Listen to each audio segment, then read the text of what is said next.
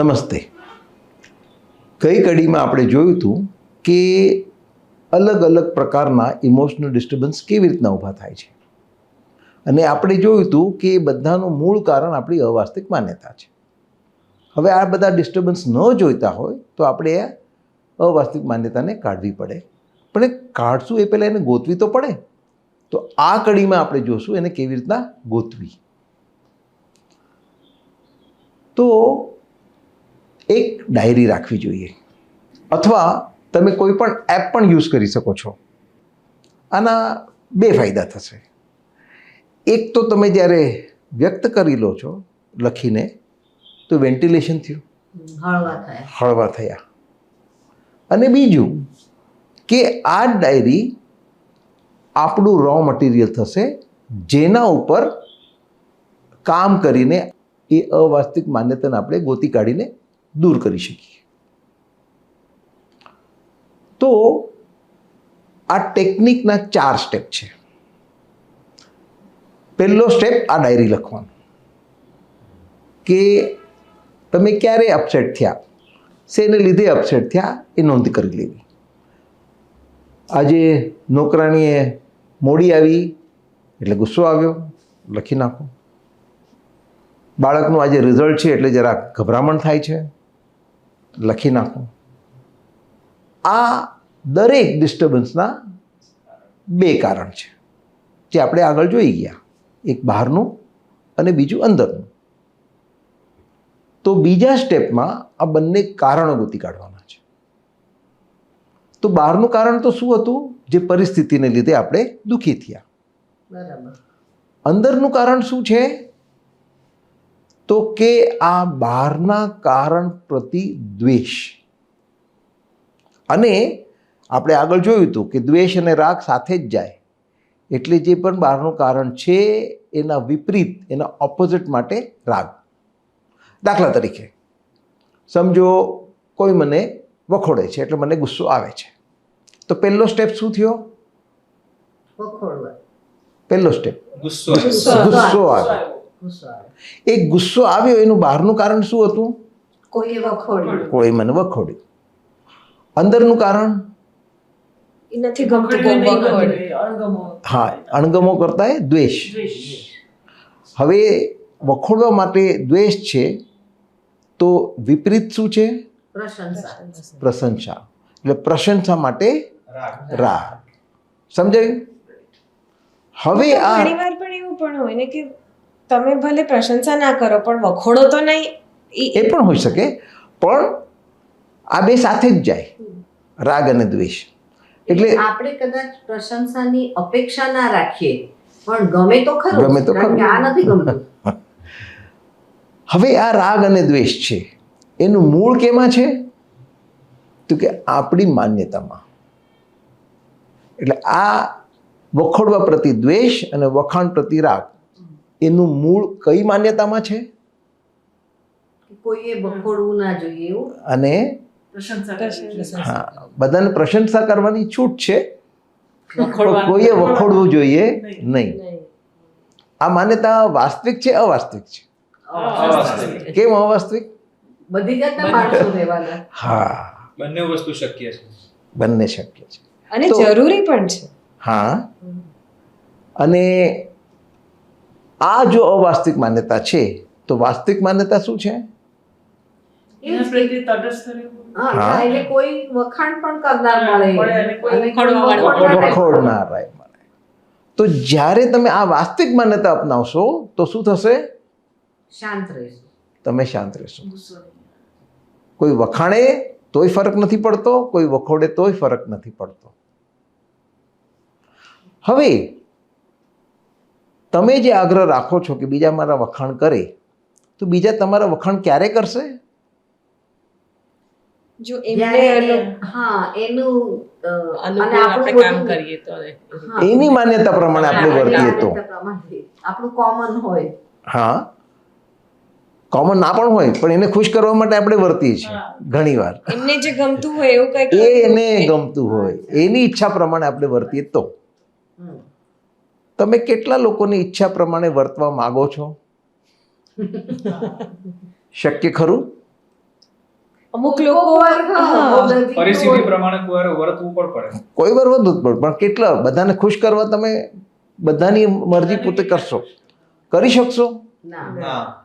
અને બે વ્યક્તિની વિરોધાભાસી માંગ હોય તમારા તરફ, હા, તો તમે મરી કોને ગયા. ખુશ રાખશો? મરી ગયા. જે અને વધારે એ- ઇમ્પોર્ટન્ટ હોય. બે સરખા ઇમ્પોર્ટન્ટ હોય તો અસમંજસ થઈ જાય. અને જે બીજું નાખુશ થયા એને મનાવવા માટે તમે એના પ્રમાણે વર્તશો તો પેલો પાછો નાખુશ થશે. તો બધાને ખુશ રાખી શકાતા નથી. બધાને ખુશ રાખવું શક્ય તો નથી જ. જરૂરી એ નથી. જરૂરી ખરું?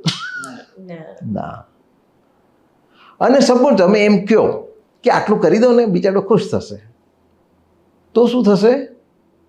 એ માંગણી ત્યાંથી નથી અટકવાની, હા, એ બિચારા સાયકલ ટેવ ચાલુ પડી રહેશે. જશે. વધારે વધારે માંગણીઓ થતી જશે. આંગળી આપો ગળું પકડવા આવશે. હા. અને છેવટે તો તમારે ના જ પાડવી પડશે, તો અત્યારથી પાડી દો ને. પણ આપણે શું ઈચ્છીએ છીએ કે બીજાના મનમાં મારે વિશે સારી છાપ હોવી જોઈએ. તો એ સારી છાપ ક્યારે હશે? જ્યારે તમે એનું કયું કરશો. એમનું ગમતું કરશું ત્યારે. એટલે આપણે બીજા પાસેથી સર્ટિફિકેટ ભેગું કરવામાંથી ઊંચા જ નથી આવતા. પણ આવું કરવા જઈએ તો ઘરમાં ઝઘડા થાય. હા હા. અને ઘણી વખત આપણે એવું કરવું પડતું હોય કે આ વ્યક્તિને આપણે હવે વારંવાર નથી મળવાના, અત્યારે એમનો એક આગ્રહ છે, આપણે કરી લઈએ એટલે પતી જાય. એટલે જેવી રીતે કીધું આપણે કે Correct, correct. ઝઘડા ના થાય. Correct correct. એટલે એ પ્લે અલોંગ. હા, જેમ મારો એક પેશન્ટ હતો, એ અમેરિકા ગયો અને જ્યારે ભારત આવે ત્યારે મને મળવા આવે. એટલે એકવાર જ્યારે આવ્યો ત્યારે મેં પૂછ્યું કેમ છે, તો કે નથી સારું. મેં કીધું શું થયું? તો કે અમેરિકા ગયો એ પહેલાં જનોઈ પહેરતો હતો અને ત્યાં જઈને એને કાઢી નાખી. અને અહીંયા પાછો આવ્યો ત્યારે મા બાપને ખબર પડી, એટલે રોજ ઝઘડા થતા હતા. મેં કીધું તું અહીંયા કેટલા દિવસ રહેવાનું? કે 15 દિવસ. મેં કીધું તારે 15 દિવસ લડતા ઝઘડતા કાઢવા છે? અત્યારે પહેરી લે ને, ત્યાં જઈને કાઢી નાખજો. તો પણ આ તો this એ is- છે. honesty ના કહેવાય. હા, પણ તમારે ઝઘડા જોઈએ છે? પણ હમણાં જ તમે કીધું કે આપણે કોઈને ખુશ કરવા માટે નથી કરી શકવાના, પણ આ એ જ થયું ને એક એ જ રીતે. થયું, એ જ થયું. એટલે પ્લે અલોંગ, જ્યારે એનું બહુ મહત્વ ન હોય. જેમ એનું મકરંદભાઈ, મહત્વ ના હોય અને પછી આમ શાંતિનું મહત્વ વધારે હોય ત્યારે એટલે આપણે ખોટી લપ્પન છપ્પનમાં પડવું જ નહીં. જેમ મકરંદભાઈ એકવાર માંદા હતા ત્યારે ડૉક્ટર ઘરે આવ્યા વિઝિટ ઉપર, એમને તપાસ્યા, એમને પ્રિસ્ક્રિપ્શન આપ્યું અને પછી બંને જણ ગપ્પા મારતા હતા. તો એણે કીધું કે આજકાલના નવશીખ્યા ડૉક્ટરો, ખાસ કરીને આયુર્વેદ ને હોમિયોપેથીવાળા, બધું આડેધડ ઊંધું ચત્તું કરે છે. બિચારા પેશન્ટ હેરાન થાય છે, અમારી પાસે આવે, અમારે સીધું કરવું પડે. મકરંદભાઈ કીધું તમારી વાત સાચી.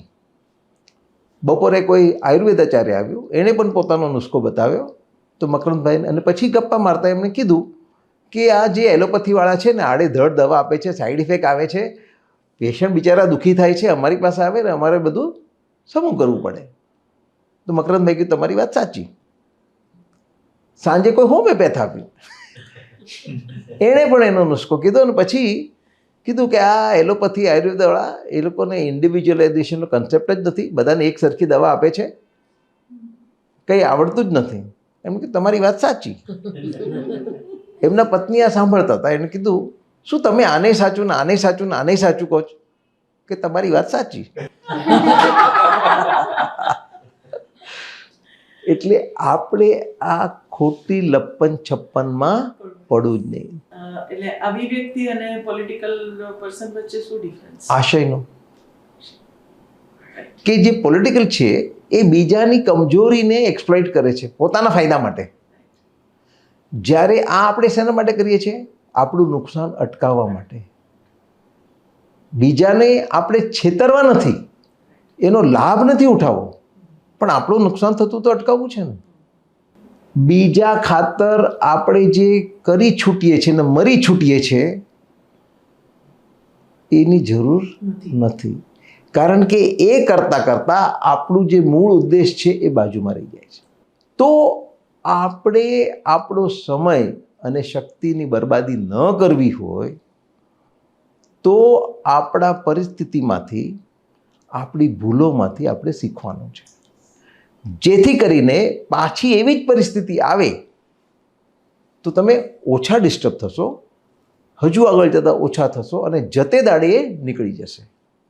એ રાતોરાત નથી નીકળવાની, કારણ કે જે માન્યતાઓ આપણે પાળી પોષીને આટલા બધા વર્ષો મોટી કરી છે એ કંઈ એક ક્ષણમાં નથી જવાની. અને વચ્ચે વચ્ચે એ માન્યતા પાછું માથું ઉચકશે. હિંમત તૂટી ગઈ વચ્ચે. હા, એટલે એ ત્યારે હિંમત નહીં તોડવાની, કારણ કે ઇટ ઇઝ ધ પ્રોસેસ. કે જે અનલર્નિંગનો ગ્રાફ છે એ આમ નથી સીધે સીધો, એ આમ છે. એટલે વચ્ચે વચ્ચે પેલી સ્પોન્ટેનિયસ રિકવરી આવવાની છે. તો ત્યારે નાસીપાસ નહીં થવાનું કે હાય હાય હું તો હજુ ત્યાં જ છું. એ નીકળવાની છે. તો આ કડીમાં આપણે એક ટેકનિક બતાવી, એક પ્રક્રિયા બતાવી સેલ્ફ એનાલિસિસની, સ્વ વિશ્લેષણની. અને આ બહુ મહત્ત્વની ટેકનિક છે. એટલે ફરીવાર એના જે સ્ટેપ્સ છે એ હું તમને કહું. પહેલો સ્ટેપ કે તમે જે અપસેટ થયા એની નોંધ કરો. બીજા સ્ટેપમાં આ જે તમે અપસેટ થયા એના બંને કારણ, બહારનું અને અંદરનું, ગોતી કાઢો. બહારનું કારણ શું છે? જે પરિસ્થિતિથી તમે અપસેટ થયા તે. અંદરનું કારણ શું છે? તો કે જે પણ બહારનું કારણ છે એના પ્રતિ દ્વેષ, અને જે પણ બહારનું કારણ છે એના વિપરીત, એના ઓપોઝિટ માટે રાગ. ત્રીજા સ્ટેપમાં શું કરવાનું છે કે આ જે રાગ અને દ્વેષ છે એનું મૂળ આપણી કશીક માન્યતામાં છે, એને ગોતી કાઢવાની છે. આ માન્યતા આપણી અવાસ્તવિક માન્યતા છે. એટલે ચોથા સ્ટેપમાં આ અવાસ્તવિક માન્યતાની જગ્યાએ જે વાસ્તવિક માન્યતા છે એને સ્વીકારવી, એને અપનાવવી. આ રીતે આગલી કડીથી આપણે બધાના જે પ્રોબ્લેમ્સ છે એ એક પછી એક લેશું અને આ જ પદ્ધતિ એમાં આપણે અપ્લાય કરશું. Practical session. Practical session. અચ્છા.